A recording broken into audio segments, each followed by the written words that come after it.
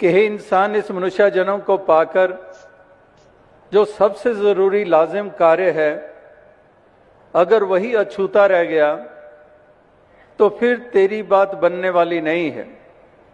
फिर तो मंदभागा है तू, एक खुशकिस्मत नहीं है। भाग्यवान और खुशकिस्मती उसी की मानी जाती है जो इस संसार में पैदा होकर सबसे लाजिम कार्य को कर लेता है, इस मंजिले मकसूद को पा जाता है।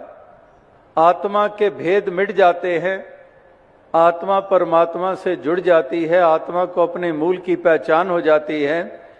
इसी देही में रहते हुए अक्सर कहा जाता है ये देही तो बर्तन है, बर्तन टूटेगा, आत्मा परमात्मा से मिल जाएगी। अगर बर्तनों के टूटने से ही आत्मा परमात्मा से मिल जाती है, फिर तो कत्लो गारत करते रहो, डाके चोरियां डालते रहो, बर्तन तो उनका भी टूट जाता है, फिर तो वो भी बर्तन टूटा और आत्मा परमात्मा से मिल गई। ये बर्तन बीच में उस तरह से वो बर्तन नहीं है। अगर बर्तन है तो वो ढक्कन उसका माने हम कि जैसे गागर का ढक्कन है और वो ढक्कन अज्ञानता रूपी है। अज्ञानता हटेगी तभी अंतर बाहर का जल एक हो जाएगा। तो ही मोही मोही तो ही अंतर कैसा।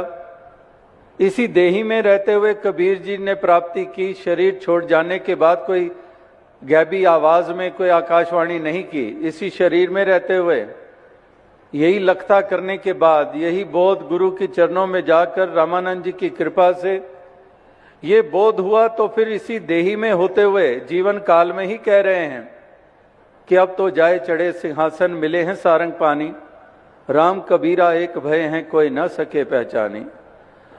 जिन्होंने अनन्य भक्ति की है, भक्ति आज तक पहचान जो इसकी बताई गई वो लिबासों के रूप में कभी नहीं बताई गई है कि फलां प्रकार के लिबास पहन लो तो भक्त हो जाओगे, पगड़ी पहन लो तो भक्त हो जाओगे, टोपी पहन लो तो भक्त हो जाओगे, सर मुंडवा लो तो भक्त हो जाओगे, ये रंग वो रंग पहन लो तो भक्त हो जाओगे। यानी कि बाहरी रूपों को अक्सर मान लिया भक्ति की पहचान और भक्त होने की पहचान।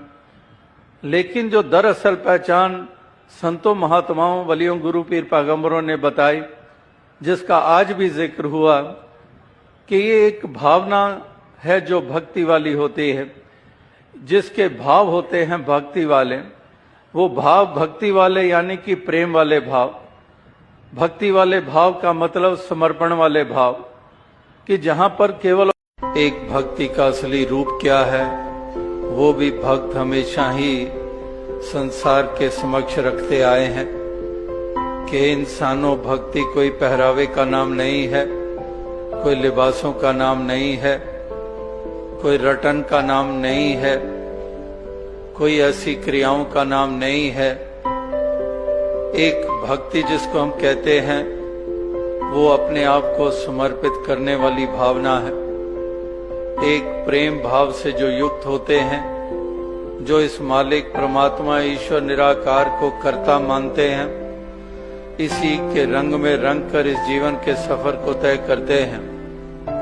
उनमें समर्पण भावना होती है, उनमें समर्पित भाव होता है। वो आप इसी के हवाले करते हैं और मैं को बाकी रखते नहीं, इस तू में विलीन कर देते हैं और तू के ही महत्ता जानते हुए इसी को ही आठों पहर इसकी आराधना करते हैं। इसके रंग में रंग कर, इसका एहसास करते हुए जब जीवन का एक एक कदम धरते हैं तो वो वास्तविकता में एक निरोल भक्ति के मार्ग पर चल रहे होते हैं।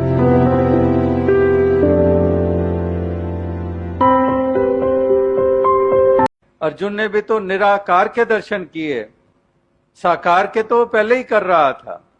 आकृति भगवान कृष्ण की 32 वर्ष का संबंध था, आकार के साकार के वो तो पहले ही कर रहा था।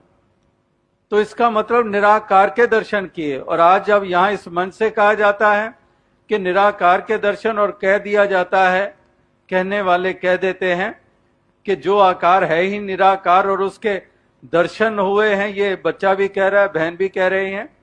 इसका मतलब तो यही हुआ कि हम अर्जुन की भी उस बात को झुटला रहे हैं जो ये कह रहा है कि मैंने दर्शन किए। निराकार के ही तो किए उसने दर्शन।